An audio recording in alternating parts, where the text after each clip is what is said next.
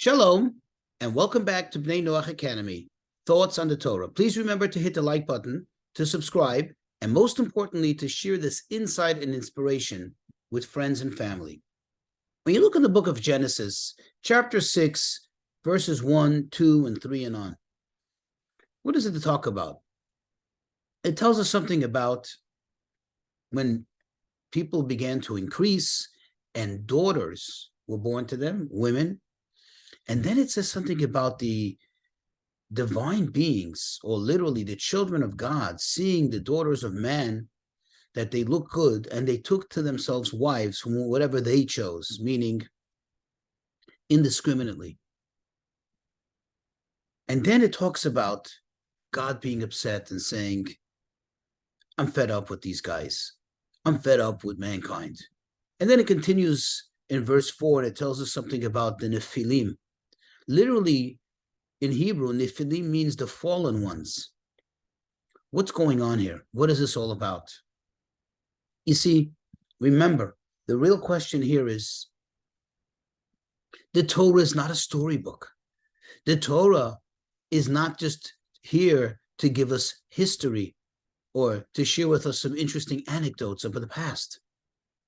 Rather, it speaks to us in the present and in the future. It's telling us who we are, what we are, who and what we should be, how we should be. You see, this story here is very important, because when you read the stories, beginning with Adam, and immediately Adam making them, and Eve making the terrible mistake, then you see the immediate generation that came from them. One brother killed the other. And then the next generation, they begin the worship of idols, and so on and so forth. It's terrible. It almost seems like man is an absolute failure. It almost seems like God had this experiment and it really failed badly. And the real question is, A, are we so bad? And B, it seems that we're bad, so then why is God even tolerating us? Even when God said he's going to destroy mankind, we all know the story.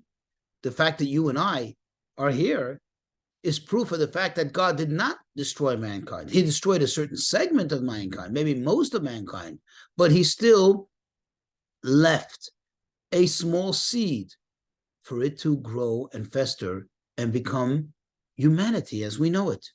So we're not that all bad. We're not all that bad, sorry. So what is going on here? Well, this is why the Torah tells us this story. This is a story about the fallen angels. Yes, the fallen angels. The angels that came to God and said to God, you see, we told you so. We said to you, don't create man. You don't need man, you have us. And God looks at them and says, well, what do you mean? And said, well, look how bad man is. Look at the terrible choices that mankind is making over and over again. We don't do those terrible things. We're perfect. We're squeaky clean.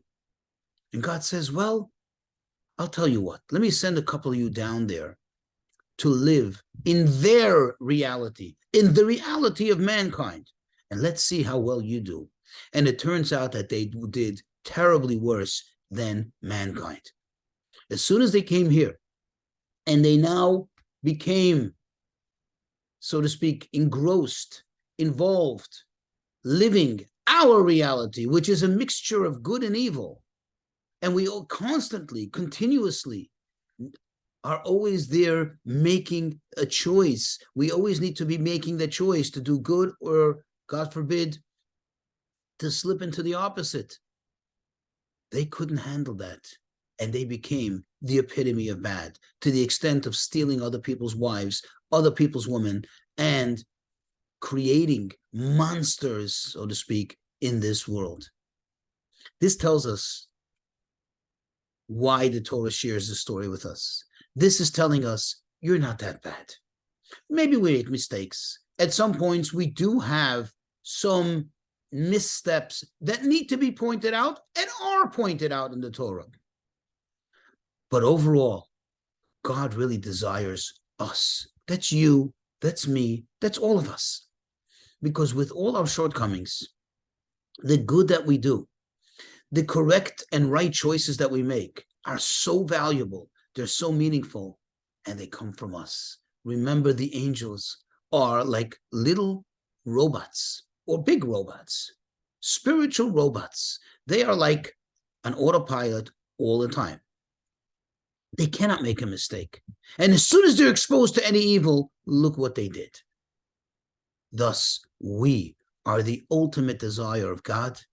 And we, of course, need to strive to always do better and better and better, but not fall into despair when we make a mistake here and there, because ultimately that is part of the process.